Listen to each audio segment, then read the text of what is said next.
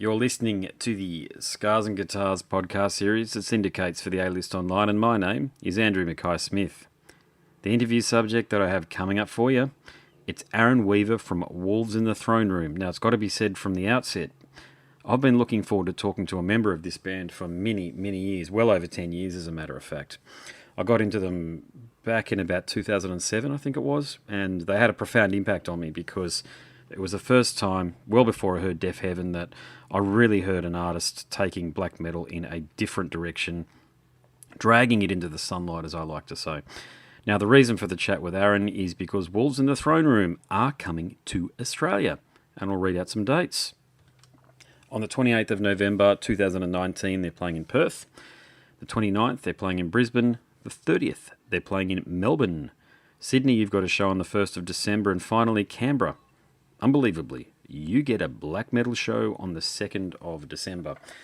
Now, here's a couple of, just a bit of a heads up, actually, about this conversation here. First thing, it's way too short. With these phonogrinds, as I like to call them, phonogrinds meaning that the artist gets booked sort of 10 to 15 people that he has an interview with over a couple of hours, and you inevitably only get sort of 15 minutes. And we had some Skype issues connecting initially, bloody Skype. And that took up about 5 minutes. So out of my 15 minutes, 5 minutes was gone just trying to connect. And then, of course, there was the obligatory, well, can you say obligatory? Bloody Skype and the connectivity issues. So the call does cut out occasionally through the conversation. But it is a good one, as I hope you've come to expect from me and on the podcast series. So here he is, Aaron Weaver from the Washington, USA-based outfit, Wolves in the Throne Room. I think we did it, but let me tell you, I was talking to Hansi Kirsch the other night, out of Blind Guardian, and the same thing was happening. So I reckon there's a bloody issue with Skype. You know what it is, man? It's the gremlins. They crawl in there and they start gnawing on the fiber optic cables. Mate, it's trying to fuck with us. Oh, bloody hell, mate. What do you do, mate? But look, I've got to tell you, I know we've only got a very short period of time here, mate. Actually, let me ask you this question first. How's the logjam of phone calls with Australian media types been going for you? It's pretty good. It's I think there was a few mix-ups with the time zones, but apart from that, things are going great. So I'm just actually enjoying this day, just rolling up some mugwort joints and chilling out. Yeah, killer, mate. Yeah. And look, I've got to say from the outset, I'm a big fan of you guys. I actually bought a T-shirt from you guys almost, I think, as soon as you put them online. Back in the day, I'm an old school black metal fan, and I was so grateful when you guys in Deaf Heaven came out, because I was so fed up with the whole corpse paint and more evil than thou thing. And I love the way, I'll focus on you guys, I love the way that you brought something to black metal that I hadn't heard before. Okay, you brought something to black metal that, and I'm not just talking about in a lyrical sense, it's also in a musical sense as well. You dragged black metal's maudlin corpse into the sunlight, and I was so grateful for that, because I'd been fed up with listening to the same old stuff for so long, and I think you guys really came to define a sound that came to be known as North American black metal. Is that something you've heard a lot? Yeah, definitely, and I agree with that. Yeah, it's clear that we took black metal and the heart of it and the spirit of it, and we ripped it out and implanted it into our own region.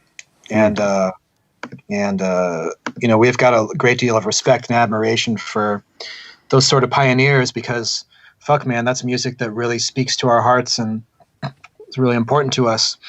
And at the same time, we're absolutely doing our own thing and don't follow any rules that people set forth as to what metal is or what black metal is. That's just not important to us, Like, we've been doing this music for so long that I feel like we've earned the right to do it whichever way we want to. And so, I really appreciate the kind words that you have about our band. Yeah, no, it's great. And the other thing that I've really liked about you guys too is you couldn't give a shit about the haters. All the idiot cult metal, black metal fans that are out there that might have had really negative things to say about yourself or Deaf Heaven. You guys don't give a shit. And I've had arguments with some of these guys. I've even been called, I hope I can say this, a faggot before for wearing some of your T-shirts when I'm out and about. And to be honest with you, I don't give a shit.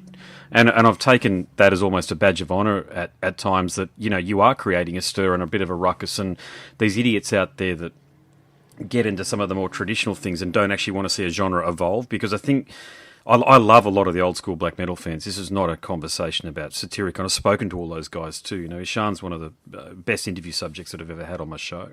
But it's some of the fans, isn't it? You know, that sort of don't get it, and they want the genre to stay rooted in an era that can never be repeated. And I'm just so grateful that you guys are around and bringing the genre forward. You know, so on that note, man, you know the thing about you guys is your albums are meant to be taken as in a unit, as far as I'm concerned, not as individual songs.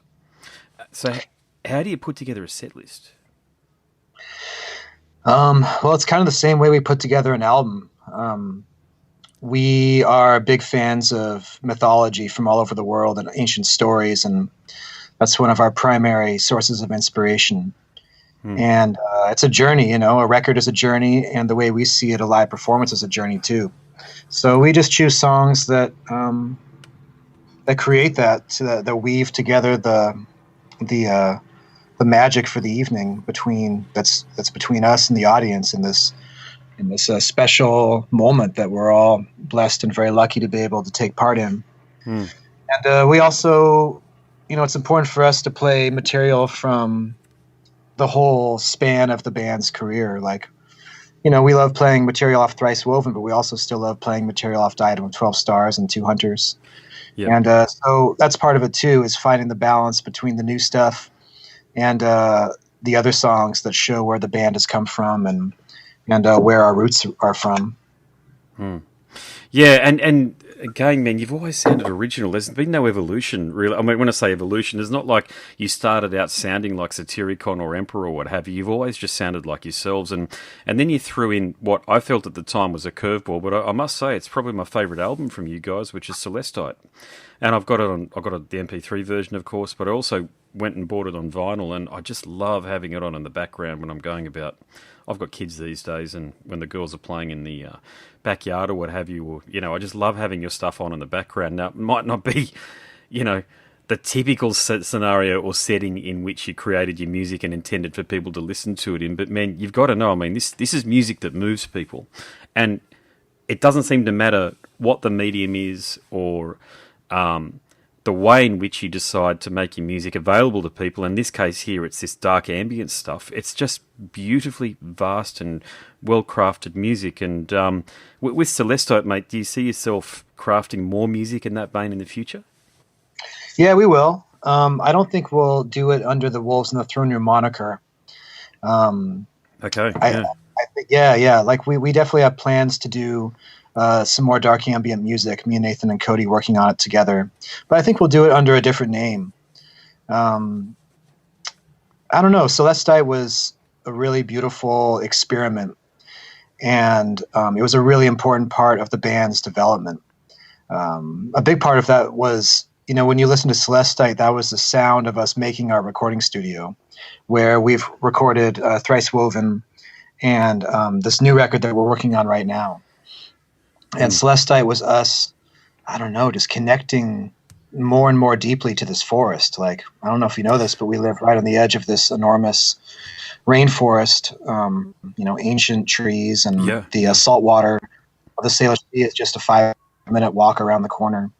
And we're just rooted in here, man, and that's where the inspiration and the magic and the spirit comes from. And I definitely get the sense that people can feel that I hear it from people all the time, that when they listen to our music, they feel as though they're being transported to this forest, and can feel the energy and the spirit that we get to experience every day. Yeah, I can, and I've done and read enough of your interviews to know that, mate. Yeah, and I think you're up near where Kurt from Metal Church is in Grace Harbour, aren't you, around that area there? Yeah, Grace Harbour is pretty nearby. Yeah, man, Metal Church, they're like old school metal heroes around here. Yeah, I actually caught up with Kurt when he came down here only recently. He's a good. I'm actually privileged to say he's a good mate. Actually, yeah, damn good guy too. You know, he's and great band, man. When they performed down here, holy shit, the bloody room shook when those guys performed. That's for sure. They've definitely more than got it in them. You know, and nice. You know, but that's the same for you guys. You know, Thrice Woven. You know, a lot of the media who don't think get you guys. The metal media said it was a return to form. And okay, so yes, it's a ferocious album, but I think it's just you guys doing your thing. But I think it was also a very successful album for you guys, in that it gets the good Metacritic scores, but fans love it as well. So, was that an album that took you guys to a different level, do you think? Gosh, I don't know. It's hard to say. Like, every record is so different. It's just because the records are so personal, and because they come from like the deepest places in our hearts and souls. I can't really separate the music from everything else in my life. It's just all one thing for me.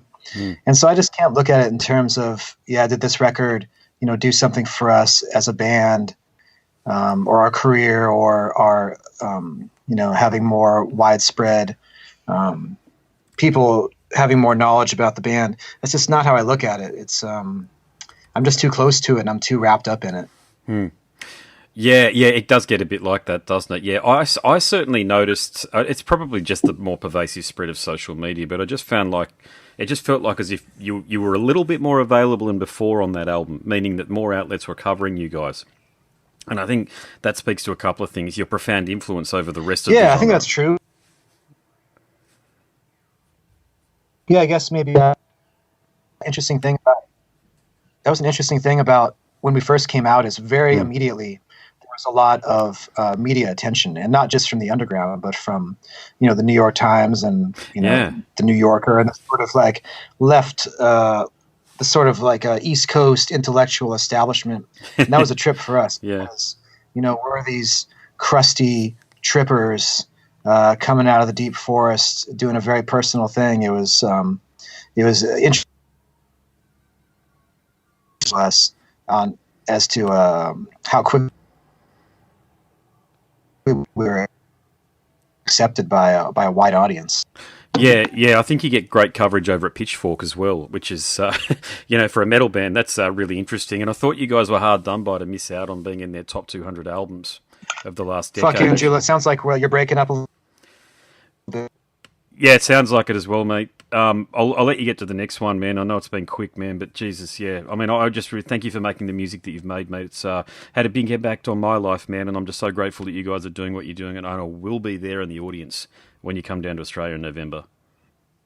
That's fucking great, Andrew. Thank you so much. It was a real pleasure speaking to you, and I really appreciate it. No worries, brother. All the best with it. All right. Catch you, mate. See ya. You've been listening to the Scars and Guitars podcast series that syndicates for the A-List Online, and my name is Andrew Mackay-Smith. The interview subject you just heard from was Aaron Weaver from the black metal outfit Wolves in the Throne Room. There you go. Thanks so much for listening.